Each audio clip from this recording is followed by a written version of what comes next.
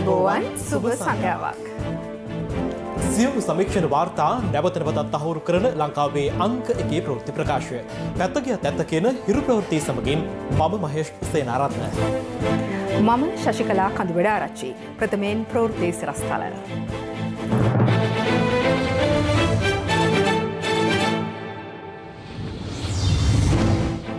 බ්‍රිතාන්‍යයේ නව කොවිඩ් ප්‍රභේදය ගැන ලක්රජ්‍ය සීරුවෙන්. බ්‍රිතාන්‍යයේ සිට එන අයටත් දොර වැසෙයි. නව කොවිඩ් ප්‍රභේදයේ ඇතැම් ජානමය කොටස් PCR පරීක්ෂණවලටත් හසු නොවන බවට අනාවරණයක්. බස්නාහිරින් පිටවන පිරිස් හෙට සිට ස්ථාන 11කදී ඇන්ටිජන් පරීක්ෂාවට. කොවිඩ් මරණ ආදාහනයට එරෙහි විරෝධයක් උණුසුම් වෙයි. දිවයිනේ ප්‍රදේශ රැසකට අයහපත් කාලගුණයෙන් බලපෑම්. නිවසක් මතට පස් කණ්ඩියක් කඩා වැටීමෙන් පුද්ගලයෙක් මරුට.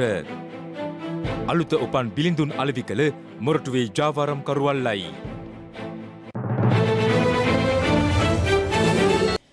බ්‍රිතාන්‍යයෙන් හඳුනාගත් නව කොවිඩ් වෛරස ප්‍රභේදයේ ඇතැම් ජානමය කොටස් PCR පරීක්ෂණවලට පවා හසු නොවන බව ශ්‍රී ජයවර්ධනපුර විශ්වවිද්‍යාලයේ මහාචාර්ය නීලිකා මලවිගේ මහත්මිය පවසනවා. මේ අතර සෞඛ්‍ය අංශ අනුතුරු අඟවන්නේ එම වෛරස් ප්‍රභේදය ශ්‍රී ලංකාවටද පැමිණීමේ අවධානමක් පවතින බවයි. බ්‍රිතාන්‍යයෙන් වාර්තා වූ එම නව වෛරස් ප්‍රභේදය මෙවර විට තවත් රටවල් කිහිපයකටම ව්‍යාප්ත වී ඇති බවයි විදේශ මාධ්‍ය වාර්තා කළේ. දවසේ පුවත. එංගලන්තයේ දකුණු දිග ප්‍රදේශයෙන් පසුගිය සැප්තැම්බර් මාසයේ හඳුනාගත් COVID-19 වෛරසයේ නව ප්‍රභේදය නම් කර ඇත්තේ VUI 2020-12 ලෙසයි. එම වෛරසය උතුරු අයර්ලන්තයේ හැර බ්‍රිතාන්‍යයේ සෙසු සියලු ප්‍රදේශවලට මේ වන විට ව්‍යාප්ත වී තිබෙනවා. ඊට අමතරව ඕස්ට්‍රේලියාව, ඩෙන්මාර්කය, නෙදර්ලන්තය, ඉතාලිය ඇතුළු රටවල් රැසකටද එම වෛරස් ප්‍රභේදය මේ වන විට ව්‍යාප්ත වී අවසන්. මෙම නව ප්‍රභේදයේ ස්වභාවය සහ පැතිරීම කෙබඳුදැයි අප විමසා බැලුවා. කලින් තිබිච්ච වෛරස් ප්‍රභේදවලට වඩා ජානමය වෙනස්කම් ගොඩක් තියෙනවා කියලා ඒගොල්ලෝ හොයාගෙන තියෙනවා. ඒ හින්දා දැනට තියෙන වෛරස් එකකට වඩා ඉතාමත් ශීඝ්‍රයෙන් පැතිරීගෙන යාමේ හැකියාවක් තියෙනවා තමයි ඒගොල්ලන්ගේ දැන් තියෙන දත් වලින් තේරෙන්නේ. PCR එකක් කරන්නේ අපි ඒ වෛරසයේ ජානමය රටාවට ගැලපෙන විදියට. ඒතකොට සමහරලාට ජානමය රටාවල වල වෙනසක් වුණොත් එහෙම ඒ සමහර PCR වලට අහු වෙන්නේ නැතිව වෙන්න පුළුවන්. දැන් අපි සාමාන්‍යයෙන් PCR ජාන දෙකක් බලනවා. ඉතින් මේකෙන් එහෙම PCR වලට බලන ජානෙන් එකක් ඩිටෙක්ට් වෙන්නේ නැතුව යන්න පුළුවන් කියලා පෙන්වු කරලා තියෙනවා. දකුණු අප්‍රිකාවෙත් එහෙම ප්‍රශ්නයක් තියෙන වෛරස් ප්‍රභේදයක් මතුවලා තමයි තියෙන්නේ. ඉතාලිය, ප්‍රංශය, බෙල්ජියම, ජර්මනිය ඇතුළු යුරෝපා රටවල් මෙන්ම මැද පෙරදිග සහ ආසියානු ඇතුළු රටවල් 40ක් පමණ මෙවන විටත් බ්‍රිතාන්‍යයට සංචාරක තහනම් පනවා ඇත්තේ නව වෛරස් ප්‍රභේදයේ ශීඝ්‍ර ව්‍යාප්තිය සැලකිල්ලට ගනිමින්. අසල්වැසි ඉන්දියාව මෙන්ම පාකිස්තානයේද බ්‍රිතාන්‍යයට ගුවන් ගමන් අත්හිටුවීමට පියවරගෙන තිබෙනවා. මේ වන විට බ්‍රිතාන්‍යයේ නගර අතර සංචරණ සීමා පනවා අසල්වැසි රටවල දේශ සීමා දොරටුද වසා දමා ඇති බැවින් උත්සව සමයේ භාණ්ඩ ප්‍රවාහනය කෙරෙන ලොරි රථ මාර්ගවල සිර වී තිබුණේ මෙලෙසයි. මේ බ්‍රිතාන්‍ය තුළ සංචරණ සීමා පැනවීමත් සමග එරට සුපිරි වෙළඳසැල් ආශ්‍රිතව දක්නට ලැබුණු තත්ත්වයයි. මෙම COVID-19 වෛරසයේ නව ප්‍රභේදය පාලනය කර නොහැකි තත්ත්වයක් බවට බ්‍රිතාන්‍ය සෞඛ්‍ය ලේකම් මැට් හැන්කොක් කළ ප්‍රකාශයට ප්‍රතිචාර දක්වමින් ලෝක සෞඛ්‍ය සංවිධානයේ හදිසි තත්ත්ව වැඩසටහන් ප්‍රධානී වෛද්‍ය මයික් රයන් පවසන්නේ එය වෛරස් පරිණාමයේ සාමාන්‍ය තත්ත්වයක් බවයි. එය පැතිරීම අතින් ප්‍රබලත්වයක් පෙන්눔 කරන නමුත් රෝග තත්ත්වය හෝ මරණීය අවධානම අනුව බරපතල මට්ටමක් මෙතෙක් වාර්තා වී නොමැති බවයි ලෝක සෞඛ්‍ය සංවිධානය පවසන්නේ. There is no evidence so far that it's more likely to cause severe disease or mortality. මෙම නව වෛරස් ප්‍රභේදය ආසාදිතයන් ස්වීඩනයෙන්ද වාර්තා වීමත් සමග ඩෙන්මාර්කය ස්වීඩනයටද සංචාරක තහනමක් පනවා තිබෙනවා. කෙසේ වෙතත් වෛරසයේ වැඩිම බලපෑමක් එල්ලව ඇති ඇමරිකාව මෙවන විටත් බ්‍රිතාන්‍යයට සංචාරක සීමා පැනවීමට පියවරගෙන නැහැ. මෙම නව වෛරස් ප්‍රභේදය ශ්‍රී ලංකාවටත් පැමිණීමේ අවධානමක් තිබෙනවාද? අපි ගත්තොත් උදාහරණ ඕස්ට්‍රේලියා වික්ටෝරියා ප්‍රාන්තයේ පවා පැතිරේ ගියත් මෙවැනි සංචාරක ආගමනයක් නිසා පැමිණි වෛරස් ප්‍රභේදයක්. අපේ රටට ඉතා හොඳ නිරෝධායන සැලැස්මක් තියෙනවා. නමුත් ඒ නිරෝධායන සැලැස්ම තුලදී පවා හෝටලයක් තුලදී හෝ වෙනත් නිරෝධායන මධ්‍යස්ථානයක් තුලදී එවැනි තැන්වලට සැපයුම් අංශවලදී හෝ සුළු අත්තරක් දක්වීම මත යම්කිසි විදියකට අපිට පළ විපාක වලට මුහුණ දෙන්න සිද්ධ වෙන්න පුළුවන්. ලංකාවටත් මහා බ්‍රිතාන්‍යයේ සිට සංචාරකයන් පැමිණෙන, ඒ වගේම යුරෝපයේ සිට පැමිණෙන පැමිණෙනවා. යම්කිසි විදිහකින් මේ වෛරසය අපේ රටට ඇතුළු වුණොත් විශාල රෝගීන් ප්‍රමාණයක් අපේ රට තුලත් වාර්තා වෙන්න පුළුවන්. ඒ වගේම අපිට රෝගීන් සඳහා ඇඳන් සෙවීම, ඒ වගේම දැඩි සත්කාර ඒකක සකස් කිරීම දුෂ්කර වෙන්න පුළුවන්. ඒ නිසා ඒ රෝගය නැත්නම් ඒ වෛරසයේ අලුත් ප්‍රභේදය අප රට තුළට ඇතුල් වීමට තියෙන සියලුම ඉඩකඩ ඇහිරීම මේ අවස්ථාවේදී සිදු කරන්න ඕන. මේ අතර මෙරට ගුවන් මෙහෙයුම් දිරිගැන්වීම සඳහා ලබන 26 වනදා සිට ලබන ජනවාරි 19 වනදා දක්වා කාල සීමාව තුළ මෙරටට පැමිණෙන ගුවන් යානාවලින් ගොඩබෑමේ සහ නවතා තැබීමේ ගාස්තු අය නොකිරීමට ඊයේ පැවති කැබිනට් රැස්වීමේදී අනුමැතිය හිමිව තිබෙනවා. යටතේදී කටුනායක සහ මත්තල ගුවන් තොටුපළත් රත්නාන ගුවන් තොටුපළ ඇතුළේ ගුවන් තොටුපළවලට විදේශ ගුවන් සේවා විසින් පැමිණෙන ගුවන් යානා සඳහා සේවා සඳහා ගොඩබෑමේ සහ නවතා තැබීමේ ගාස්තුව අය කිරීමකින් තොරව එම කටයුතු සිදු කරන්නට අවශ්‍ය කැබිනට් අනුමැතිය ඊයේ ලබා දීලා තිබෙනවා. ඊයේත් බ්‍රිතාන්‍යයේ ඉඳලා 26 දෙනෙක් ලංකාවට ඇවිල්ලා තියෙනවා ලාංකිකයන්. 26 වෙනිදා ගුවන් තොටුපළ විවෘත කිරීමත් එක්ක ඒ සම්බන්ධයෙන් විශේෂ ක්‍රියාමාර්ගයක් අරගෙන තියෙනවා. රටට ඇතුල් වෙන්න පෙර PCR පරීක්ෂණයක් සහ රට ඇතුල් වීමෙන් පසුව PCR පරීක්ෂණයක් කියන කාරණා දෙක ඉතාම අත්‍යවශ්‍ය කරුණු හැටියට හඳුනාගෙන තිබෙනවා. ඒත් එක්කම කණ්ඩායමක් හැටියට සංචාරණය කිරීම සඳහා විතරයි අවසර ලබා දෙන්නේ. එක සිදුවන්නේ PCR පරීක්ෂණයේ ප්‍රතිඵල මතයි. 26 වෙනිදා සිට කොපමණ සංචාරක පිරිසක් බලාපොරොත්තු වෙන විශේෂයෙන්ම රුසියාවෙන් වගේ ඒ වගේම මොන මොන ප්‍රදේශවල හෝටල්ද මේ සඳහා වෙන් කරලා තියෙන්නේ. මූලික අවස්ථාවේදී මේ මාසයක පමණ කාලයක් තුල ප්‍රථම වතාවට තෝරාගත් ව්‍යාපෘතියක් හැටියට තමයි ක්‍රියාත්මක කරන්න බලාපොරොත්තු වෙන සංචාරක ව්‍යාපාරයට යම්කිසි ජීවයක් ලබා දෙන්නට. ඒ නිසා දැනටමත් ප්‍රධාන ගුවන් සේවා කිහිපයක් කැමැත්ත පළ කරලා තිබෙනවා. නමුත් රටට පැමිණීමට යෝජිත සහ අපිට දරාගත හැකි සංචාරකයන් පිළිබඳව අපි තීන්දුව කරන ඉදිරි සති දෙකක කාලය ඇතුළත මේ අතර පසුගිය දින 14ක කාලය තුළ එංගලන්තයේ සංචාරය කර ඇති මගීන්ට වහම ක්‍රියාත්මක වන පරිදි ශ්‍රී ලංකාවට ඇතුළු වීමට අවසර නොදෙන බව සිවිල් ගුවන් සේවා අධිකාරිය නිවේදනය කළා. කෙසේ වෙතත් මේ වන විටත් ශ්‍රී ලංකාවට පැමිණීම ආරම්භ කර ඇති මගීන් සඳහා පමණක් එය වළංගු නොවන බවයි එම නිවේදනයේ වැඩිදුරටත් දැක්වෙන්නේ. මේ අතර මහා බ්‍රිතාන්‍යයේ සහ දකුණු අප්‍රිකාවේ පැතිර යන නව COVID-19 වෛරස් ප්‍රභේද සමගින් මේ දිනවලදී දකුණු අප්‍රිකාවේ තරඟ සංචාරයක නිරතව සිටින ශ්‍රී ලංකා ක්‍රිකට් කණ්ඩායමට ඉහළ සෞඛ්‍ය ආරක්ෂිත වැඩපිළිවෙලක් යොදා ඇති බව ප්‍රධාන පුහුණුකරු මිකී ආතර් වීඩියෝ තාක්ෂණයේ ඔස්සේ ප්‍රවෘත්ති සාකච්ඡාවකට එක් වෙමින් පවසනවා. The bubble here is very good. Myself and the doctor came early to make sure all the arrangements were in place. Security around us is particularly tight. We get tested every third day. We're very comfortable and very happy with the arrangements that Cricket South Africa have put in place at the moment. එංගලන්තයේ සිට මෙරටට පැමිණෙන ගුවන් ගමන් සඳහා තහනමක් පැනවුවත් ලබන මාසයේ එංගලන්ත cricket කණ්ඩායමේ ශ්‍රී ලංකා ටෙස්ට් තරඟ සංචාරය සැලසුම් කර ඇති පරිදි පැවැත්වීමට හැකිවනු ඇති බව ශ්‍රී ලංකා ක්‍රිකට් ආයතනයේ සභාපතිවරයා හිරු ප්‍රවෘත්ති වෙත පවසා සිටියා. එංගලන්ත ක්‍රිකට් කණ්ඩායම ලබන මාස 2 වෙනිදා ඔවුන්ටම වෙන් වූ ගුවන් යානයකින් දිවයිනට පැමිණීමට නියමිතයි. අද සිට බලපැවැත්වෙන පරිදි බ්‍රිතාන්‍යයේ සිට කිසිදු ගුවන් යානයකට හෝ මගියෙකුට මෙරටට ඇතුළු වීමට ඉඩ ලබා නොදීමට ජනාධිපති ගෝඨාභය රාජපක්ෂ මහතා තීරණය කර තිබෙනවා. ජනාධිපතිවරයා මෙම තීරණය ගෙන ඇත්තේ බ්‍රිතාන්‍ය තුළ පවතින COVID-19 වෛරසයේ නව ප්‍රභේදයේ ශීඝ්‍ර ව්‍යාප්තිය සැලකිල්ලට ගනිමින්. ජනාධිපති ගෝඨාභය රාජපක්ෂ මහතාගේ ප්‍රධානත්වයෙන් අද ජනාධිපති කාර්යාලයේදී කොවිඩ් කමිටුව රැස් වූ අතර එහිදී බ්‍රිතාන්‍යයෙන් හමු වූ නව වෛරස් ප්‍රභේදය සහ එහි ව්‍යාප්තිය සමාලෝචනය කර තිබෙනවා. එංගලන්තයේ සිට මෙරටට මගින් ගෙන්වීම తాවකාලිකව නතර කිරීමට ජනාධිපතිවරයා තීරණය කර ඇත්තේ ඒ අනුවයි. එංගලන්තයේ සිට අද දිනය තුළ දිවයිනට ළඟාවීමට නියමිත මගින් PCR පරීක්ෂණයට යොමු කිරීමෙන් පසු හෝටල් තුළ නතර කොට දින 14ක කාලයක් නිරෝධායනය වීමෙන් අනතුරුව නිවෙස් තුළද තවත් දින 14ක කාලයක් නිරෝධායනය කිරීමටද තීරණය කර තිබෙනවා. ජනාධිපති මාධ්‍යංශය නිවේදනය කළේ ලන්ඩනයේ සිට එන භාණ්ඩ ප්‍රවාහන ගුවන් යානාවල කාර්ය මණ්ඩලයද මෙම නිරෝධායන ක්‍රියාවලියට යටත් බවයි. කොවිඩ් එන්නත කඩිනමින් ශ්‍රී ලංකාවට ගෙන්වා ගැනීමේ අවශ්‍යතාවද ජනාධිපතිවරයා කොවිඩ් කමිටුවේ අවධානයට යොමු කර තිබෙනවා. ඇමරිකාව, එංගලන්තය, චීනය ප්‍රමුඛ රටවල් කිහිපයක් කොවිඩ් එන්නත් නිපදවා ඇති බැවින් ඒ පිළිබඳ සවිස්තර අධ්‍යයනයකින් පසු ඒවා ලබා ගැනීම සඳහා අවශ්‍ය ක්‍රියාමාර්ග සංවර්ධනය සඳහා ජනාධිපති ප්‍රධාන උපදේශක ලලිත් වීරතුංග මහතා වෙත ජනාධිපතිවරයා විසින් බලය පවරා තිබෙනවා. අදාළ එන්නත් ලබා දිය යුතු කණ්ඩායම් අවශ්‍යතාව සහ ප්‍රමුඛතාව අනුව තීරණය කරන අතර ඒ සම්බන්ධ දත්ත රැස් කිරීමටද මෙම සාකච්ඡාවේදී තීරණය වූ බව ජනාධිපති මාධ්‍යංශය නිවේදනය කළා. මේ අතර කොවිඩ් එන්නත මෙරටට ලබා ගැනීමට සිය පූර්ණ සහයෝගය ලබා දෙන බව එක්සත් ජාතීන්ගේ සංවිධානයේ මෙරට නියෝජිත හැනා සිංහ මහත්මිය අග්‍රාමාත්‍ය මහින්ද රාජපක්ෂ මහතා වෙත ප්‍රකාශ කර තිබෙනවා. ඒ ඇය අද දහවල් අග්‍රාමාත්‍යවරයා හමු වූ අවස්ථාවේදී අදාළ සාකච්ඡාව සඳහා ලෝක සෞඛ්‍ය සංවිධානයේ මෙරට සම්බන්ධීකාරක රාසියා ෆෙන්ට් සහ යුනිසෙෆ් සංවිධානයේ මෙරට නියෝජිත ටිම් සටන්ද එක්ව සිටියා. එළඹෙන නත්තල් සමය වෙනුවෙන් පැවැත්වෙන ආගමික කටයුතු 50 දෙනෙකුට පමණක් සීමා කරන ලෙස වසංගත රෝග විද්‍යාංශය ඉල්ලීමක් කරනවා. මේ අතර නව කොවිඩ් ආසාදිතයින් 260 දෙනෙකු අද වාර්තා වූ අතර ඉන් 35 දෙනෙකු බන්ධනාගාර රැඳවියන් බව යුද හමුදාපති ලුතිනන්ට් ජෙනරාල් ශවේන්ද්‍ර සිල්වා මහතා සඳහන් කළා. තවත් කොවිඩ් මරණ 5ක වාර්තා වීමත් සමග මෙරට සමස්ත කොවිඩ් මරණ සංඛ්‍යාව 181ක් දක්වා ඉහළ ගියා.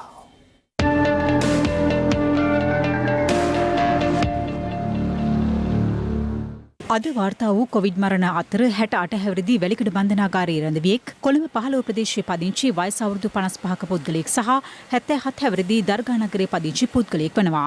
ඊට අමතරව මග්ගුණ ප්‍රදේශයේ පදිංචි 63 හැවිරිදි කාන්තාවක් මෙන්ම කොළඹ 10 ප්‍රදේශයේ පදිංචි 83 හැවිරිදි පිරිමි පුද්ගලයෙක්ද කොවිඩ් ආසාදිතව මිය ගිය බව රජයේ ප්‍රවෘත්ති දෙපාර්තමේන්තුව නිවේදනය කළා. අද පෙරවරු 6න් අවසන් වූ ගෙවුණු පැය 24 තුළ මෙරටින් කොවිඩ් ආසාදිතයින් 370 දෙනෙකු හඳුනාගෙන ඇති අතර ඉන් 6 දෙනෙකු විදේශයන්හි සිට මෙරටට පැමිණ ඇති ශ්‍රී ලාංකිකයින්. හඳුනාගත් ආසාදිතයින් අතරින් වැඩිම පිරිස වන 101 දෙනෙකු වාර්තා වූයේ කොළඹ දිස්ත්‍රික්කයෙන්. ඉන් 43 දෙනෙකු රත්මලානෙන් වාර්තා වන අතර ආසාදිතයින් 7 දෙනෙකු සාලමුල්ල ප්‍රදේශයෙන් වාර්තා වුණා. ඊට අමතරව බොරැල්ල සහ ග්‍රෑන්ඩ් පාස් ප්‍රදේශවලින් ආසාදිතයින් 6 දෙනෙකු බැගින් වාර්තා වී තිබෙනවා. ගම්පහ දිස්ත්‍රික්කයෙන් වාර්තා වූ ආසාදිතයින් සංඛ්‍යාව 67ක් වන අතර එම දිස්ත්‍රික්කයේ වැඩිම ආසාදිතයින් ලෙස 12 දෙනෙකු වාර්තා වුණේ මීරිගම ප්‍රදේශයෙන්. වත්තල ප්‍රදේශයෙන් 11ක් සහ ජයල ප්‍රදේශයෙන් 10ක් ලෙස ආසාදිතයින් වාර්තා වුණා. කළුතර දිස්ත්‍රික්කයෙන් වාර්තා වූ ආසාදිතයින් ගණන 46ක්. ඒ අනුව අද උදැසන වන විට මිනුවන්ගොඩ කොවිඩ් පොකුරේ ආසාදිතයින් සංඛ්‍යාව 33950ක් දක්වා ඉහළ ගියේ මෙරට සමස්ත කොවිඩ් ආසාදිතයින් සංඛ්‍යාව 37631ක් දක්වා ඉහළ නංවමින්. පළාත් අතර සංචාරණ සීමා කරන්න අපිට සිද්ධ වේ. එහෙම නැති වුණොත් ඒකේ ප්‍රතිඵල එන්නේ අනිවාර්යෙන් ජනවාරි මැද. ඉස්කෝලේ ආරම්භ කිරීමට නියමිතයි ජනවාරි 11 වෙනිදා ඒක කරගන්න බැරි වෙනවා. ගුවන්තොටුපළ විවෘත කරලා සංචාරක කර්මාන්තයේ දියුණු කරන්න නියමිතයි ජනවාරි මාසේ ඒව කරන්න බැරි වෙනවා. විශේෂයෙන් ජනතාවට කියන්නේ අපිට මේ මොහොතේදී රජයට බලධාරීන්ට දෙන්න පුළුවන් උපරිම සහයෝගය දෙන්න. එහෙම නැති වුණොත් අවසානයේදී බලධාරීන්ට සිද්ධ වෙයි ලොක්ඩවුන් වෙන තැනට ගමන් කරන්න ඔබගේ සහයෝගය හරියට ලැබුණ නැත්නම්. අපි මේ අවස්ථාවේදී කිසිදු බලාපොරොත්තුවක් නැහැ. රටේ නිරෝධායන ඇදිරි නීතියක් පනවන්නවත් උදකලා කිරීමට බලාපොරොත්තු වෙන්නේ නැහැ. ඕනම අවස්ථාවක එසේ පැනවීමට අවශ්‍යතාවයක් වුවහොත් පැනවීමටත් කටයුතු කරනු ලබනවා. නත්තල කියන්නේ ආගමක් සංකේතවත් කරන අවස්ථාවක්. ඒ තියෙන ආගමික කටයුතු 50කට අඩු පිරිසක් ඇතුව කළාට කමක් නැහැ. මෙලිබන් ආයතනයේ රත්මලානේ පිහිටි ගබඩාවක සේවකයෙකු කොවිඩ් ආසාදිත බවට තහවුරු වීමෙන් පසු සිදු කළ රැපිඩ් ඇන්ටිජන් පරීක්ෂණ වලින් මේ වන විට 42 දෙනෙකු කොවිඩ් ආසාදිත බවට තහවුරු වී තිබෙනවා. එම ආයතනයේ සාමාන්‍ය අධිකාරී ආචාර්ය බන්දුල පෙරේරා මහතා නිවේදනයක් නිකුත් කරමින් සඳහන් කර ඇත්තේ අදාළ ආසාදිතින් ප්‍රතිකාර සඳහා යොමු කර ඔවුන්ගේ ආශ්‍රිතයින් නිරෝධායනය කර ඇති බවයි. මේ අතර දෙමටකොඩ ඇඟලුම් කම්හලකද සේවකයන් පිරිසක් කොවිඩ් ආසාදිත වී ඇති අතර කර්මාන්ත ශාලාවේ ආශ්‍රිතයින්ට PCR පරීක්ෂණ සිදු කිරීමට පියවර ගැනුණා. එහි සේවකයන් චෝදනා කරන්නේ ආසාදිතින් හමුවද ආයතනයේ වැඩ කටයුතු නතර කර නොමැති බවයි. ශ්‍රී ලංකන් කේටරින් ආයතනයේ සේවයේ නියුතු 47 දෙනෙකුටද කොවිඩ් වෛරසය ආසාදනය වී ඇති බවට තහවුරු වී තිබෙනවා. එම ආයතනයේ සේවකයන් 865 දෙනෙකුගේ PCR පරීක්ෂණ අද සිදු කර ඇති අතර තහවුරු වී ඇති ආසාදිතයන්ගේ පළමු සහ දෙවන ආශ්‍රිතයින් පිළිබඳ නිවැරදි තොරතුරු මේ වන විට ආයතනයෙන් තමන් වෙත ලැබී නොමැති වීම හේතුවෙන් ඉදිරි පරීක්ෂණවලට බාධා එල්ල වී ඇති බව ගම්පහ දිස්ත්‍රික් ප්‍රාදේශීය සෞඛ්‍ය සේවා අධ්‍යක්ෂ වෛද්‍ය මිගාර ඇපා මහතා සඳහන් කළා. මේ අතර තලවාකැලේ ලිඳුල නගර සභාවේ සභාපතිවරයා ලේකම්වරයා සහ සේවකින් 10 දෙනෙකු මෙන්ම මාධ්‍යවේදීන් 2 දෙනෙකුද ස්වයං නිරෝධායනයට යොමු කර තිබෙනවා. ඔවුන් මෙලෙස නිරෝධායනයට යොමු කර ඇත්තේ කොවිඩ් ආසාදිත වූ ආග්‍රපතන් ප්‍රාදේශීය සභාවේ සභාපතිවරයාගේ ආශ්‍රිතයින් වීම හේතුවෙන්. එම ආසාදිත සභාපතිවරයා ප්‍රතිකාර සඳහා හම්බන්තොට කොවිඩ් ප්‍රතිකාර මධ්‍යස්ථානයකට යොමු කෙරුණා. මෙතර ස්වයං නිරෝධායනය සඳහා යොමු වන ලෙස දැනුම් දී සිටි වෛද්‍යවරයෙකු සෞඛ්‍ය උපදෙස් නොතකා නාවලපිටිය උලපනේ ප්‍රදේශයේ විවෘත කර තිබූ වෛද්‍ය මධ්‍යස්ථානයක් වසා දැමීමට මහජන සෞඛ්‍ය පරීක්ෂකවරුන් පියවර ගත්තා.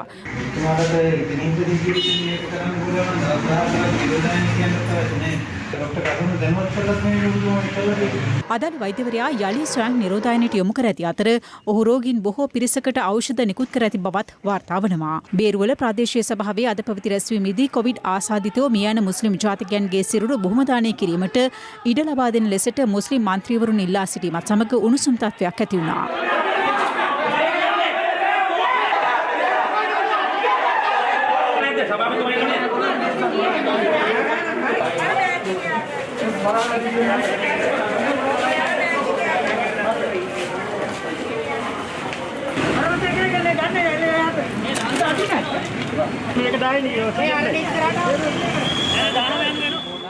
මෙතර උතුරු ඉතාලියේ ජීවත් වන ශ්‍රී ලාංකික මුස්ලිම් ජාතිකයන් පිරිසක් මිලානෝහි පිහිටි ශ්‍රී ලංකා කොන්සිලුව කාර්යාලයේ ඉදිරිපිට උද්ඝෝෂණයක නිරත වුණා. ඒ කොවිඩ් ආසාදිතව මිය යන මුස්ලිම් ජාතිකයන්ගේ සිරුරු බොහොම දානයට අවසර ලබා දෙන ලෙස ඉල්ලමින්.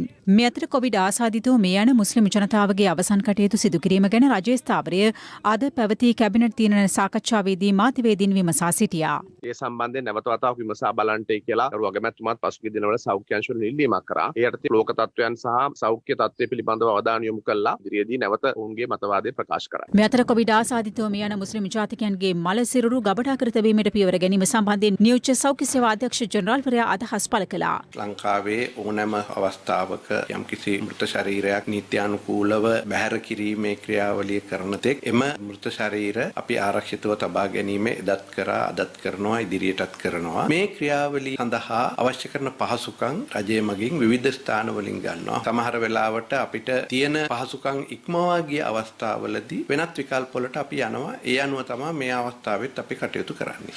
එමෙන්ම උත්සව සමය වෙනුවෙන් බස්නාහිර පළාතෙන් පිටව යන ජනතාව සඳහා ඇන්ටිජන් පරීක්ෂණ හෙට සිට පුළුල් කෙරෙනවා.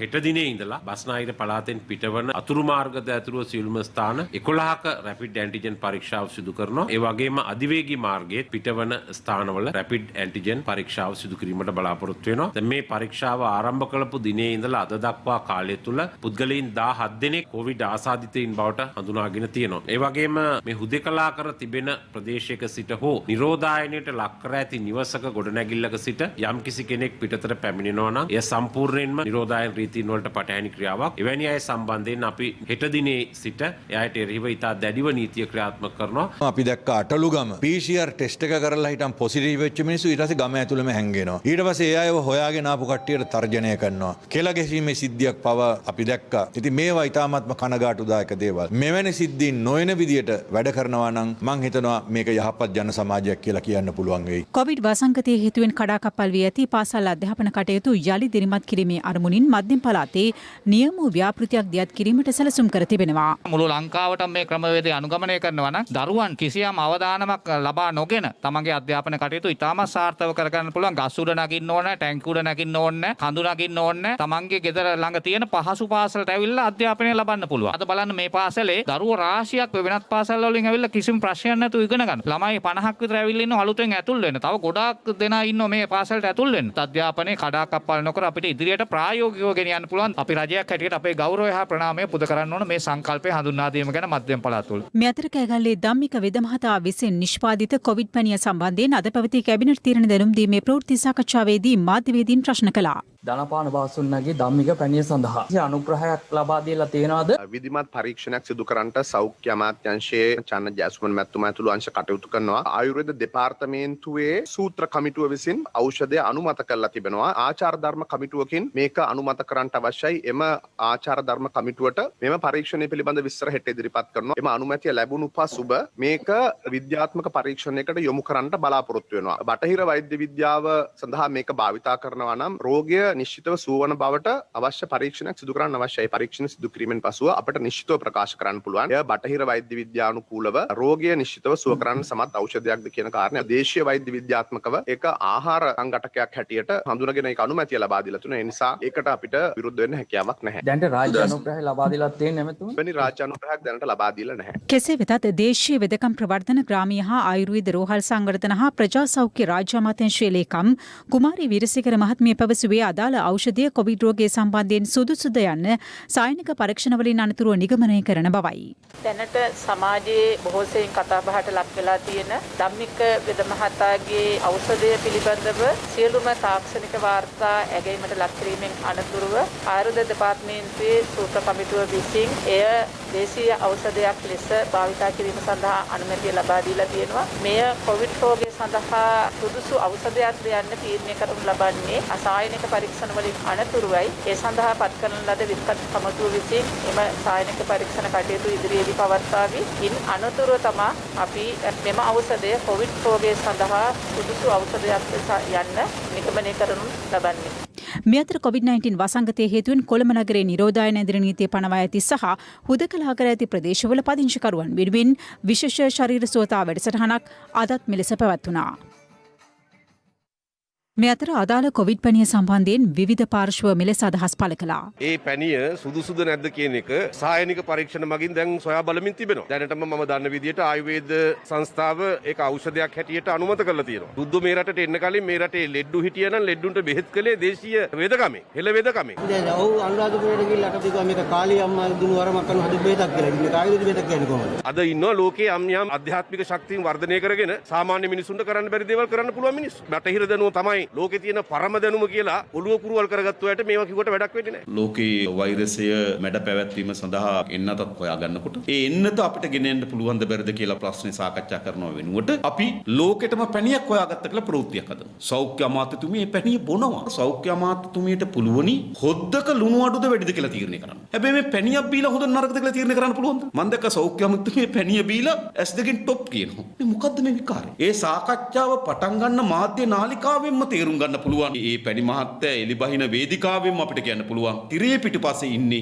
පැණි මහත්තයාගේ අයිතිකරුවන් කවුද කියලා. ඒ පැණිය තත්ත්වය මන් දන්න විදියට දැනට සාමාන්‍ය හොඳ මට්ටමක් තියෙනවා. විපක්ෂයට අද මාතෘකා නැහැ. මේ විපක්ෂයේ නායකයෝ මේ පැණිය ගැන කතා කරන්නේ ඒගොල්ලෝ වෙන වෙන පැණි රැට ගහලා ඇවිල්ලා. කොවිඩ් රෝගිය සඳහා පැණියක් නිර්මාණය වුණා කියලා පහුගිය දවස්වල කතා වුණා. නොඑක් පැණි නිර්මාණය වෙනවා. සෞඛ්‍ය ඇමතිතුමියත් මේ පැණිය අත්හදා බලන්න පැණිය රහ කරලා බලලා බොහොම රසයි කියලා කිව්වා. අපි කියන්නේ මේක පැණිය රහද? පැණිය හදපු කෙනා කවුද? පැණිය හදන්න උපදෙස් දුන්නේ කාලී අම්මද? කාලී අම්මගේ වට්ටෝරුවක්ද කියන එක නෙවෙයි. මේ පැණියට ලෙඩ හොඳ වෙනවද නැද්ද? ඒක පරීක්ෂණයකින් ඔප්පු කරන්න පුළුවන් ඉතාමත්ම ක්ෂණිකව දින 3යි ගත වෙන්නේ. IDH රෝහලේ ඉන්න රෝගීන්ට මේ පැණිය දීලා බලන්න. ආණ්ඩුවවත් ඇමතිවරුවත් ෆේල් වෙලා නැහැ. පැණිය පේල්ද පාස්ද කියලා බලන්න. ඉතින් පැණිය බීලා කොරෝනා හැදිච්ච කෙනෙක් ගාවට යන්න ඕන. කොරෝනා හැදිච්ච කෙනෙක්ව ආශ්‍රය කරලා එතකොට ඔන්න දැනගන්න පුළුවන් ඒ පැණිය පේල්ද පාස්ද කියලා. රෝහිත අබේගුණවත් දන්නම් පැණිය බිව්වේ නැහැ.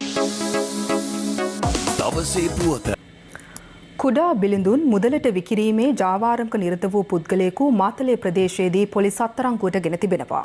අදාළ පුද්ගලයා විසින් මේ වන විට බිලිඳුන් 30 දෙනෙකුට පමණ මුදලට විකුණා ඇති බවටයි තොරතුරු ලැබී ඇත්තේ. ගැබ්ගත් අසරණ කාන්තාවන්ට දරුවන් ලැබෙන තෙක් අවශ්‍ය පහසුකම් සලසමින් රැකබලා ගන්නා බව පවසමින් මෙම පුද්ගලයා පසුගිය කාලයේ සමාජ මාධ්‍ය හරහා විවිධ දැන්වීම් ප්‍රචාරය කර තිබුණා. මේ තමයි ඊයේ අපිට ඉපදුණු චූටි දියණිය. අදම ටිකට් කපලා යාගේ පේනවා නේද ලස්සන. පොලිසියට ලැබුණු පැමිණිලි මත මේ මාස 12 වනදා එම ගැබිනි කාන්තාවන් නවාතැන්ගෙන සිටි මොරටුව ප්‍රදේශයේ ස්ථානයක් පොලිසිය විසින් වටලනු ලැබුවා. එහෙත් මෙම ස්ථානය පවත්වාගෙන ගිය ප්‍රධාන පුද්ගලයා හිදී අත්අඩංගුවට ගැනීමට හැකි වූයේ නැහැ. මෙම සිද්ධිය වාර්තා කිරීමට ගිය මාධ්‍යවේදීන්ව අදාළ ස්ථානයට පැමිණි කාන්තාවක් ජංගම දුරකථනය මගින් රූගත කළේ මෙලෙසින්.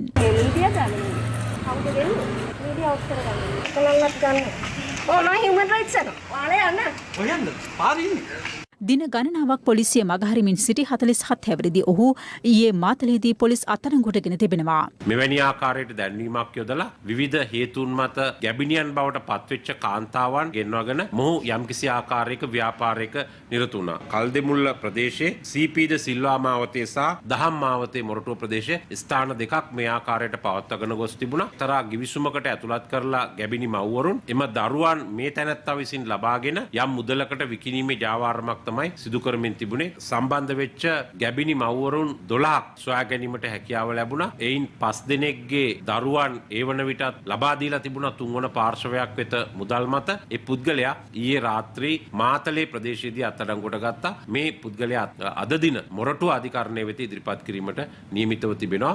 ඉපදුණු විගස මෙවැනි දරුවන් 30 දෙනෙක් මේ ආකාරයට මුදල් මත තෙවන පාර්ශවයන් වෙත විකුණා ඇති බවට තමයි තොරතුරු වාර්තා වෙලා තියෙන්නේ.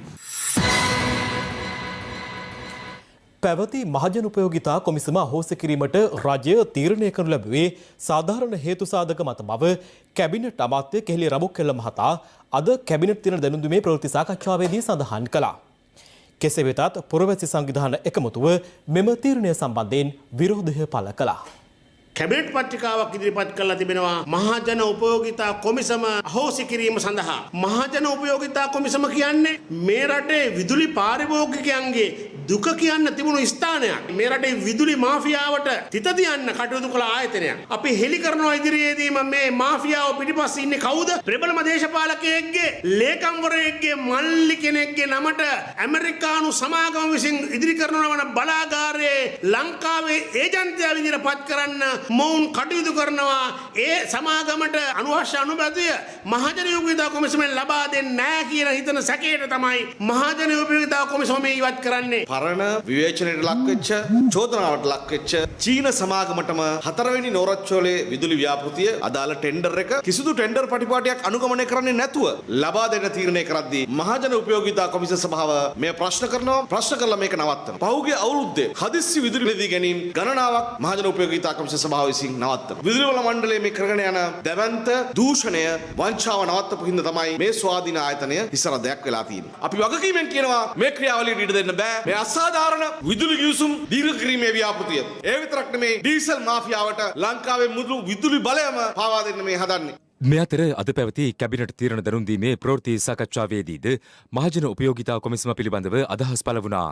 අවුරුද්දක් අපි බලාගෙන සිටියා. ඒ අවුරුද්ද තුල අපට ප්‍රශ්න ගණනාවක් ඇති වෙලා තිබ්බා. විශේෂයෙන්ම විදුලි බල මණ්ඩලයේ සංවර්ධන සම්බන්ධව අපට සාධාරණ සැකයක් මතුවලා තිබෙනවා. යම් යම් අවස්ථාවලදී යම් යම් කණ්ඩායම් හිතාමතාම සෞභාග්‍ය ඉදිරි දැක්ම කටයුතු අදාළ කිරීමට කටයුතු කරනවාද. ඒ නිසා අපට තීන්දුව ගන්න සිද්ධ වෙලා තියෙනවා. නියත වශයෙන් මේ තීන්දුව අරගත්තේ යම් හේතු පාදකත් එක්ක. ඒ නිසා නීත්‍යානුකූලව එය ඉවත් කරමින් ඒ හා සමාන්තරව ඇමතවරක් පත් කිරීමක් තාමත්ම මෑතකදී මම හිතනවා මේ සමගම යෝජනා වෙලා තිබෙනවා. යහපාලන රජයේ සමයේ දේශපාලන වශයෙන් පලිගැනීමේ චේතනාවෙන් ව්‍යාජ ලිපිගොනු සකසා සිරගත කළ සියලු දෙනාට සාධාරණය ඉටුවිය යුතු බව පූජ්‍ය පක්ෂයේ සහ දේශපාලඥයින් අවධාරණය කරනවා. මේ ඔවුන් පළ කළ අදහස් කිහිපයක්. අපරාධ පරීක්ෂණ දෙපාර්තමේන්තුවේ හිටපු අධ්‍යක්ෂකවරයා බොරු සාක්ෂි ගොතලා නිරපරාධයේ මිනිස්සු සිරගත කිරීම කටයුතු කරා සේම ඊට ආධාර අනුබල දෙමින් ඒවා මෙහෙව්වේ රනිල් වික්‍රමසිංහගේ උමනාවට රංජන් රාමනායක. ඒ විතරක් නෙමෙයි ඒකට තවත් පැත්තකින් රුකුලක් ලබා දුන්නා නීතිපති දෙපාර්තමේන්තුවේ ඇතැම් නිලධාරීන්. මේ රටේ නීතිය අවභාවිතා කරපු උදවියට දඬුවම් දීලා ඒ නීතිය අවභාවිතයෙන් රට මුදවා ගැනීම සඳහා තමයි ගෝඨාභය රාජපක්ෂ ජනාධිපතිතුමාට 69 ලක්ෂයක ජනවරමක් මේ රටේ මිනිස්සු ලබා දුන්නේ. නිසා ජනාධිපතිතුමාගේ දැඩි අවධානය මේ සඳහා යොමු වේවි කියලා අපි විශ්වාස කරන බලාපොරොත්තු වෙනවා. මේ රජයේ පැමිණි විගසම අප ලිඛිතව දැනුම් දීලා තියෙනවා. නීතිපතිත් පොලිස්පතිත් අදාළ වගකීම් එකතු වෙලා මේ අධිකරණ ශේෂ්ත්‍රය අපිරිසුදු කරමින් රංජන් රාමනායක ශානි අබේසේකර සිදු කරන ලද කුමන්ත්‍රණකාරී නාටකය තුලින් අගතියටපත් පිරිස්වලට සාධාරණ ඉෂ්ට කරන්න කියලා. නමුත් එය අද වෙනකන් ඉෂ්ට වෙලා නැහැ. ශානි අබේසේකර සහ නිශාන්තද සොයිසා කන්දප්පා කියන අපරාධ පරීක්ෂණ දෙපාර්තමේන්තුවේ නිලධාරීන් විසින් විමර්ශනය කරපු නඩුගොනු පැමිණිලිගොනු පිළිබඳව නැවත විමර්ශනයක් කළ යුතුයි කියන එක සෑහෙන කාලයක් ඉඳන් බොහෝ දෙනෙක් ප්‍රකාශ කරනවා. අගතියටපත් වෙච්ච පිරිස එක්කෙනෙක් දෙන්නෙක් නෙමෙයි. දේශපාලනිකමය වශයෙන් දඩයම් වලට ලක් වෙච්ච පිරිස් ආදී විදිහට බොහෝ දෙනෙක් රක්ෂිත බන්ධනාගාරගතව වගේම අච්චු වෙච්ච නඩු තීන්දුව එක ඉන්නවා. නිවැරදිකරුවෝ වැරදිකරුවෝ බවට පත් කරලා බන්ධනාගාරගත කරලා ඉන්නවා නම් වැරදිකරුවෝ නිවැරදිකරුවෝ බවට පත් කරලා ගෙදර යවලා තියෙනවා නම් ඒ පිළිබඳ වහාම පරීක්ෂා කළ යුතුයි. මේ ආණ්ඩුවටත් කියන්න කැමතියි ශානි අබේසේකරව තවත් දුරටත් හුරතල් කරන එක නතර කළා. ඔහුට විරුද්ධව ගොඩනැගිලා තියෙන හඳුනාගත්ත දැනට හඳුනාගෙන ඇති නඩු නිමිති හැකියක්මනින් අධිකරණයේ හමුවට පමුණුවන්න. දුමින්ද සිල්වා මහත්මයාගේ නඩුව සම්බන්ධවත් කිසිදු සාධාරණයක් මේ වෙද්දි සිද්ධ වෙන්නේ නැහැ. ඒක නිසා අපි මේ ආණ්ඩුවට කියන්න කැමතියි ශානි අබේසේකරව හුරතල් කරන ගමන් ඔහු විසින් අපරාධකාරයන් බවට හංවඩ ගැසූ ඔහු විසින් අපරාධකාරයන්ගේ ගොඩට යොමු කළ ඔහු විසින් මේ රටේ මරණ දඩුවම නියම කරපු පුද්ගලයන් සම්බන්ධව මේ කාරණාව කිහිප විටකදීම අපි අවධාරණය කරලා කියලා තියෙනවා. නමුත් පාලකයන් නෑසූ කන්න තමයි ඉන්නේ. දේශපාලනික වශයෙන් අධිකරණයට අතපෝල අධිකරණයට බලපෑම් කරපු ආණ්ඩුවක් තිබුණා නම් යහපාලන ආණ්ඩුව. ගන්න දුමින්ද සිල්වා පාර්ලිමේන්තුවේ හිටපු මන්ත්‍රීතුමා. එතුමාගේ මේ නඩුව අධිකරණයේ තියෙන කාලවකවානුව තුල හඬපට රංජන් රාමනායක හිටපු ඇමතිවරයා සානි අබේසේකර රාජ් පොලිසිය අධ්‍යක්ෂකවරයා සමග අපි අහගෙන හිටිය එක හඬපටයක ඔහු කියනවා මගේ බලාපොරොත්තුවත් දුමින්ද හිරේ යවන එක. හිරුනිකාගේ බලාපොරොත්තුවත් දුමින්ද හිරේ යවන එක. හිරුනිකාගේ අම්මගේ බලාපොරොත්තුවත් දුමින්ද හිරේ යවන එක. එක. ඔබතුමාගේ බලාපොරොත්තුවත් දුමින්දිරේ යවන එක. දෙවි හාමුදුරනේ නඩුත් හාමුදුරුවන්ගේ බඩුත් හාමුදුරුවන්ගේ. අපි පැහැදිලිව කියනවා යම් කෙනෙක් දේශපාලන බලපෑම් මත හිරගත වෙලා තියෙනවා නම් ඔහුට සාධාරණයක් ඉටු විය යුතුයි. අදම CDB iDeposit ඩිජිටල් ස්ථාවර තැන්පතුවක් අරඹන්න. රතුමරතු ටොමාටෝ වැඩිම ලංකාවේ ඔරිජිනල් සෝස් MD ටොමාටෝ සෝස්. දවස් 30ක්ම අන්ලිමිටඩ් Netflix බලන්න.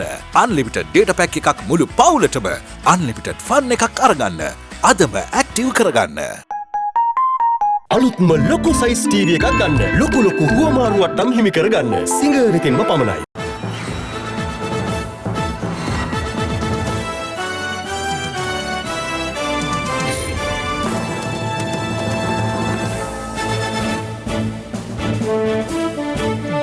CIA විශේෂාංකය.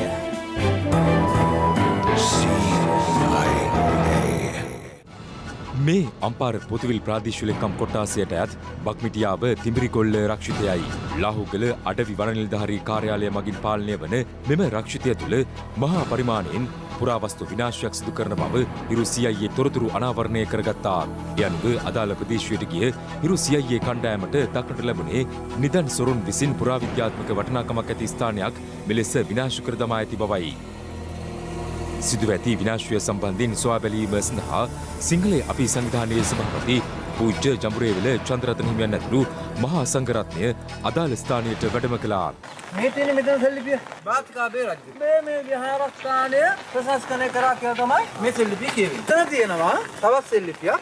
මේකේ කියවෙන්නේ ඌටගන්න තිස්ස රජුරු. මේ විහාරස්ථානය ප්‍රශාසනය කරන්න දායක වුණා. ඒ හරහා සංවර්ධනය කරා කියලා. අපි මේ ඉන්නේ චෛත්‍යයක් උඩ. මෙතන අඩි 15ක් විතර යටට හාරලා මේ වගේ තිබුණු නිදන් වස්තු සියලු දේවල් අරගෙන තියෙනවා. නිරීක්ෂණයේදී හෙළිවුණේ මෑත කාලයේ දිගින් දිගටම මෙම ස්ථානය නිදන් ජාවාරම්කරුවන්ගේ ග්‍රහණයට ලක්ව ඇති බවයි. මේ ප්‍රදේශයේ තියෙන පුරාවස්තු විනාශය මහා පරිමාණයෙන් සිදු කරගෙන යන එකක්. එක පැත්තකින් නිදන් ජාවාරම සඳහා පුරාවස්තු විනාශ කරනවා. අනෙක් පැත්තෙන් මේ ප්‍රදේශවල තියෙන බෞද්ධ උරුමය විනාශ කිරීමක් හෙවත් නැගෙනහිර පළාතේ උප්පැන්නය කටුගා දැමීමේ වැඩපිළිවෙලක් තමයි නැගෙනහිර පළාතේ පුරාවිද්‍යාත්මක විනාශය සම්බන්ධයෙන් සිද්ධ වෙන්නේ. අපට ලැබෙන තොරතුරු අනුව මේ සියල්ල පිටුපස ජාවාරම්කාර දේශපාලකයෝ ඉන්නවා. නැගෙනහිර පළාතේ තියෙන පුරාවිද්‍යාත්මක වටිනාකමක් තියෙන ස්ථාන ආරක්ෂා කර ගැනීම සඳහා ජනාධිපති කාර්යසාධක බලකායට අපි අද ආරාධනා කරනවා මේ ප්‍රදේශයේ ඇවිල්ලා සංචාරය කළ මේ පුරාවස්තු නිරීක්ෂණය කරන්න. අපි විශේෂයෙන්ම හිරු මාධ්‍ය ජාලයේ CIA කණ්ඩායමට ස්තුතිවන්ත වෙනවා. මේ අනාවරණයක් එක්ක අපි බලාගෙන ඉන්නවා. හෙට දවසේ මේවා ආරක්ෂා කර ගැනීම සඳහා පුරාවිද්‍යා කොමසාරිස්තුමාත් සංස්කෘතික ඇමතිතුමාත් මොකද කරන්නේ කියලා.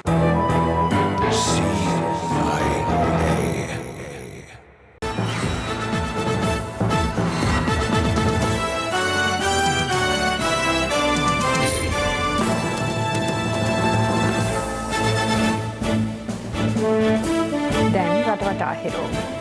රටවටා හිරෝ. පාස්කු ප්‍රහාරය සම්බන්ධයෙන් විමර්ශනය කරන ජනාධිපති කොමිසමේ නිල කාලය ජනවාරි 31 වෙනිදා දක්වා දීර්ඝ කර තිබෙනවා. මේ අතර පාස්කු ඉරිදා දෙහිවල ට්‍රොපිකල් ඉන් ලැගුම්හලේදී බෝම්බයක් පුපුරාගත් ජමිල් මොහමඩ්ගේ බිරිඳ වන ෆාතිමා ශිෆානා ඕමාර් පැය 6මාරක කාලයක් අද කොමිසම හමුවේ සාක්ෂි ලබා දුන්නා. මේ වන විට බෝගම්බර බන්ධනාගාරයේ රඳවා සිටින ඇය ජනාධිපති කොමිසමේ පොලිස් ඒකකයේ සිට ස්කයිප් තාක්ෂණය ඔස්සේ සාක්ෂි ලබා දුන් අතර එය මාධ්‍යයට අනාවරණ කෙරුණේ නැහැ. ගලේවෙල මැදබැද්ද ප්‍රදේශයේ නිවසක් මතට පස්කන්දක් කඩා වැටීමෙන් නිවසේ සිටි 86 හැවිරිදි පුද්ගලයෙකු මිය ගොස් තවත් කාන්තාවක් තුවාල ලබා රෝහල්ගත කර තිබෙනවා. මේ අතර දඹුල්ල නව කිබිස්ස ප්‍රදේශයේ විහාරස්ථානයක ඉදිරිපස බැම්ම හා සංඝාවාසයේද මෙලෙස කඩා වැටී තිබුණා. පිළියන්දල බෝකුන්දර වීරසිංහ මාවත ප්‍රදේශයේ අපරීක්ෂාකාරී ලෙස අධික වේගෙන් යතුරු පැදි පැද වූ තරුණයින් 6 දෙනෙක් පිළියන්දල පොලිසිය විසින් අත්අඩංගුවට ගෙන තිබෙනවා. කෘෂිකර්ම අමාත්‍ය මහින්දානන්ද අලුත්ගමගේ මහතා අද පෙරවරුවේ නාරාහෙන්පිට ආර්ථික මධ්‍යස්ථානය වෙත පැමිණ ගොවි ජනතාවගෙන් එළවලු ඍජුවම මිලටගෙන නාරාහෙන්පිට ආර්ථික මධ්‍යස්ථානයට අලෙවි කිරීමේ වැඩපිළිවෙල සම්බන්ධයෙන් සොයා බැලීමක් සිදු කළා. ද ෆිනන්ස් තැන්පතුකරුවන්ගේ ගැටලු කඩිනමින් විසඳීම සඳහා පියවර ගන්නා ලෙස ඉල්ලමින් එම තැන්පතුකරුවන් අද කොළඹදී නිහඬ විරෝධතාවක නිරත වීමෙන් අනතුරුව අගරත්ගුරු හිමිපාණන් සහ ජනාධිපති ආර්යාව අග්‍රාමාත්‍යවරයාගේ බිරිඳ විපක්ෂ නායකවරයා ඇතුළු පාර්ශ්ව කිහිපයක් වෙත සංදේශ බහර දුන්නා. මේ සූදානම සමගෙන යන්නට පැත්ත නොගත් ඇත්ත දැනගැනීමේ අයිතිය තවදුරටත් තහවුරු කරගන්නට තිරේ දිස්වන පරිදි හිරු SMS ප්‍රවෘත්ති සේවාව ඔබේ ජංගම දුරකථන ජාලයට අනුව සක්‍රිය කරගන්න. අපි යලි හමුවන්නේ අද රාත්‍රී 9:55. ආයුබෝවන්.